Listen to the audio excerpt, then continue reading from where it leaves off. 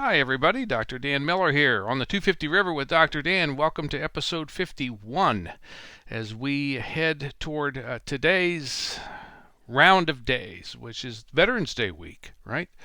We're going to be culminating in the week that ends November 13th, 1775, 200 years ago in our time, overlaps with Veterans Day. We're going to be kind of coming back to that a little bit. So hope you're doing well. And again, as I said, episode 51 brought to you by the American Daily Advertiser in Philadelphia, Pennsylvania, located on Market Street. They're telling you, John Dunlap, that is, they're telling you, get down to Market Street, their offices, as quick as you can to pick up the last couple of copies of the writings of James Berg. Please get down to Market Street as fast as you can. Thanks to the ADA and printer John Dunlop. So this takes us now. Okay, we've got something today. Some pretty big stuff. So here we go. We're just going to start it. Boom. Our top 5 list, starting with entry number 5. In fact, it is the aforementioned James Berg's writings that have appeared in this week's edition of the American Daily Advertiser. Dunlap and has put in an announcement that several printers in the United Colonies, he doesn't list them. United, by the way, is lowercase u, colonies, lowercase u. Several printers in the United Colonies and their newspapers have agreed that this week, they're going to be publishing this article based on James Berg's writings. And it's a kind of a synopsis or a little bit of a paraphrase of some of his stuff, and I wanted to share it with you here. Essentially, Berg, who, by the way, who died in England around 3 months prior to this week. Berg wrote extensively as a political commentator, political observer, and a political theorist a little bit. He wrote a lot about the importance of manners. Remember now, we're coming in at top 5 here. This is James Berg. The importance of manners in a people. Manners meant more to him than laws and rules and anything like that. If you've got manners, and what he meant by that was moral character, moral truth, those kinds of things. He put them in the word manners. If you have manners, the laws won't matter. If you don't have manners, the laws won't have any effect because everything's going to go down into the toilet anyway. So if you have manners, you have liberty. If you have no manners, then what's going to be done will be done, and you have no hope. So that's what James Berg is writing about, or has written about. That's what these printers in these newspapers of the United Colonies want you to know about this week, 250 years ago, in the middle of November 1775. Now here's my leadership question for you, which is, make sure I got this. As far as you're concerned, and we'll call it your team, your core group as a leader, what are the manners of your team? What's the state of manners?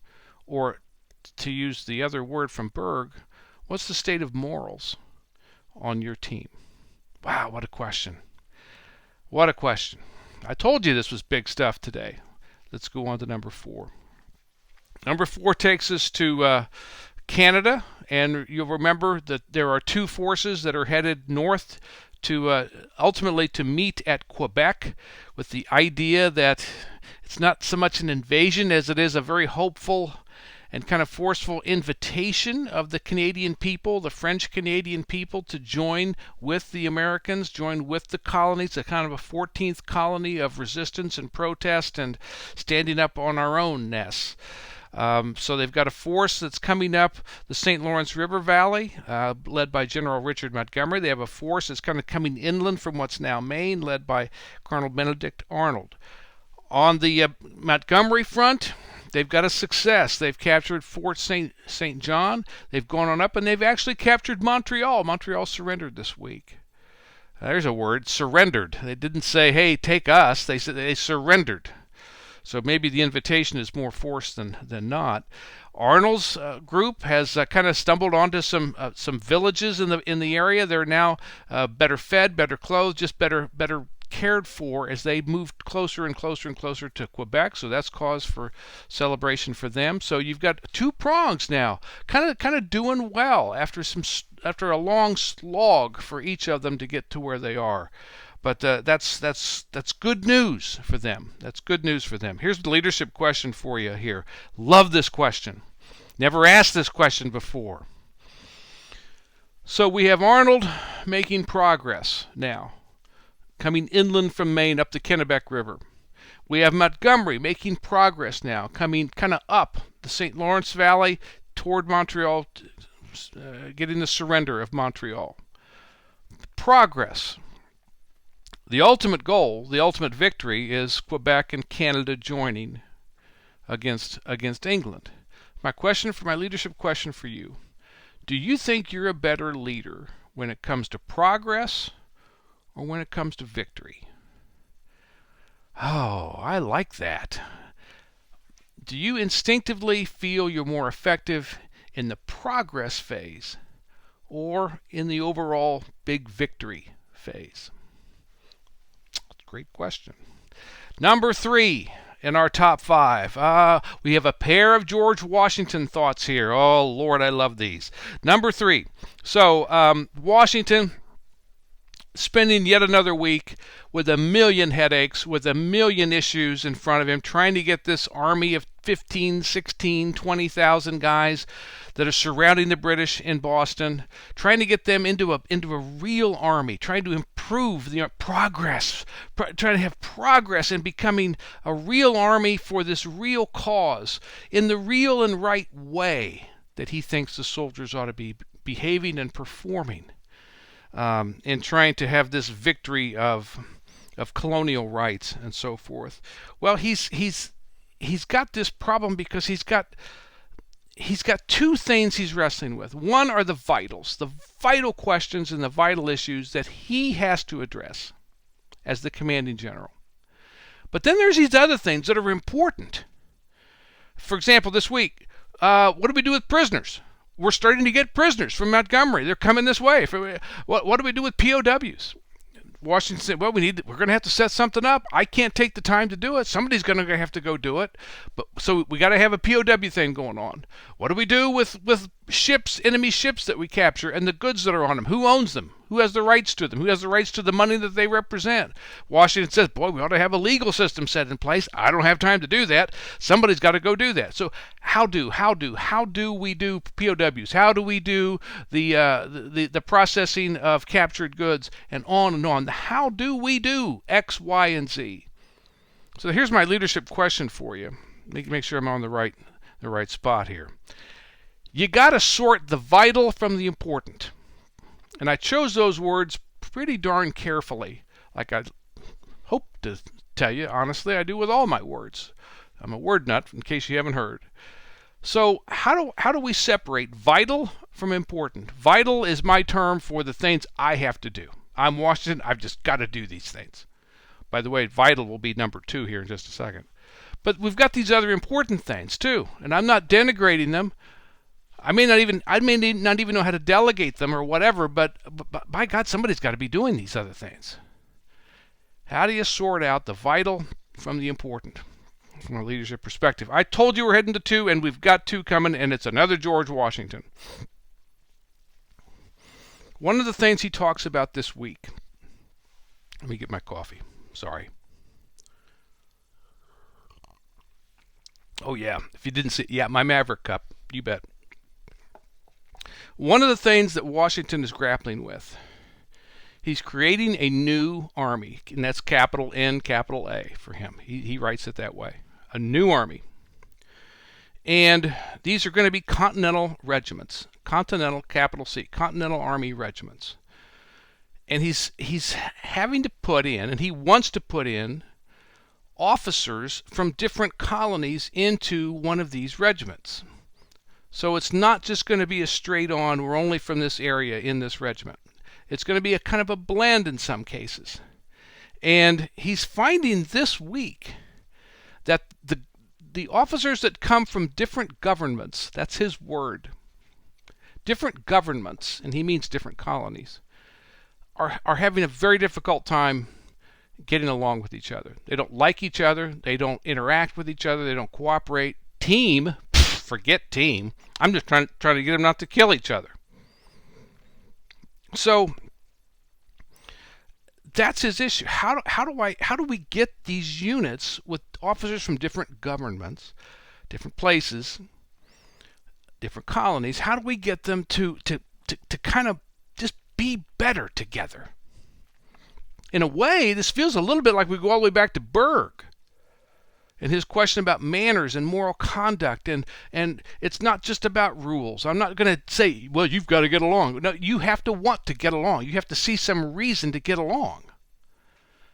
He's really grappling with that, Washington is, and it's a problem. It's a major, major problem. So we often, if you read about any of this stuff in books or whatever, this stuff tends to kind of be smiled at, laughed at a little bit. Boy, that's crazy, isn't it? Gee whiz, that's just how it goes. So,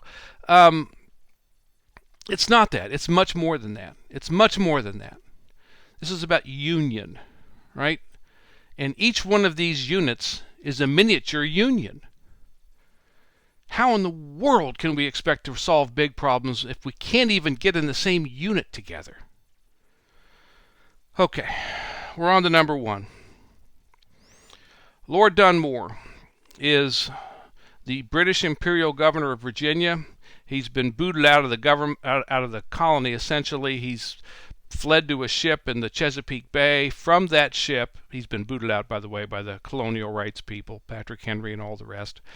He's been trying to stage. He's not been trying. He's been staging raids on the Virginia coast from these ships in the Chesapeake Bay to try to punish the rebels or the colonial rights people, try to get his control back of the colony and all the rest.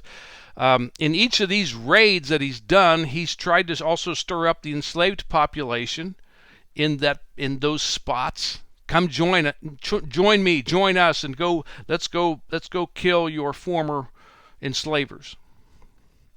Well, today, this week, 250 years ago, he makes it colony-wide. He says, I declare Virginia to be in martial law. He says this from the deck of a boat. And secondly, I declare that every person who's either an indentured servant or enslaved or has in some fashion or form enforced labor, I declare each one of those people will be free if they join with us in fighting these crazed rebels. Fight with us, defend England, defend the British flag, and you'll get your freedom. That's interesting, isn't it? Here's my question for you. And remember, this is the British governor saying this. Here's my question for you. Yeah, big one. What's the relationship between the world as it is and the relationship...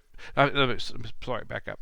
What's the relationship between the world as it is and the world as it needs to be?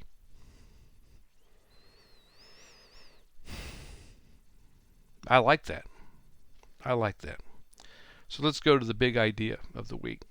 A quick scan back. James Berg, in his writings prior to his death, what's the state of manners and morals on your team? We've got the two forces going north, aiming to converge on Quebec. And the question is, are you a better leader with progress, or are you a better leader with victory?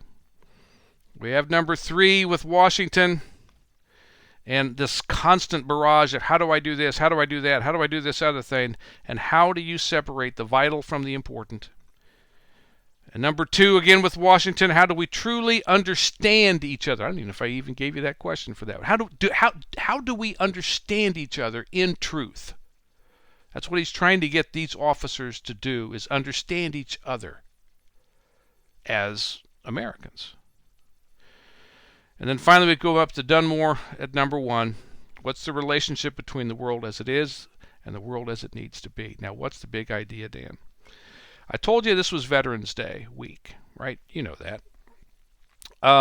Veterans Day, I looked it up.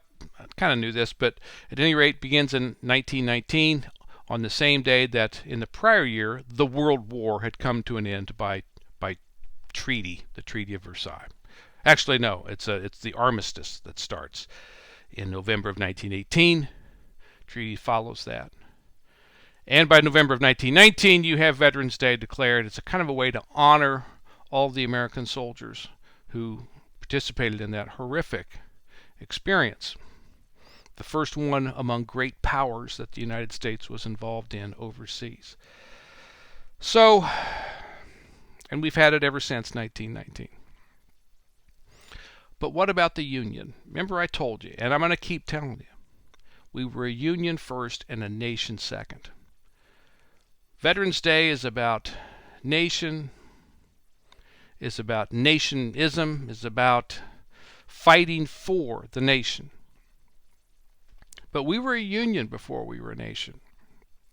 And what have we just been talking about today? Soldiers and sailors, and they even have Marines 250 years ago. So there were people waging war well before there was a nation that called them to do so. What does it mean for a soldier to fight for a union? And what does it mean for a soldier to fight for a nation? And we were a union first. I'm Dr. Dan Miller. Thanks for watching episode 51, and I hope to see you next time.